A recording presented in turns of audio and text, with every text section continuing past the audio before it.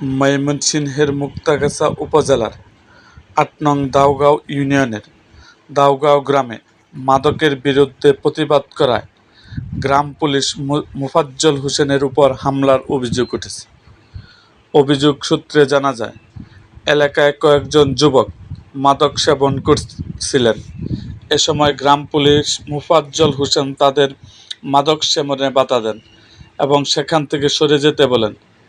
এতে ক্ষুব্ধ হয়ে অভিযুক্তরা তার উপর হামলা চালায়। হামলায় তিনি আহত হন। এ ঘটনায় স্থানীয়দের মধ্যে ক্ষোভ ও উদ্বেগ দেখা দিয়েছে।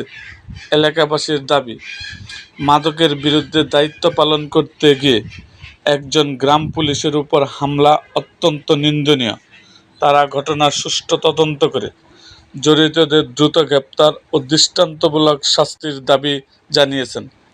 এরকম আরও ভিডিও পেতে এবং রাজনৈতিক অঙ্গনের নানা ঘটনা ও ইতিহাস জানতে আমাদের মুক্তাগাছার ইতিহাস মিডিয়া ইউটিউব চ্যানেলটিকে সাবস্ক্রাইব করুন এবং পাশে থাকা বেল আইকনটি বাজিয়ে দিন।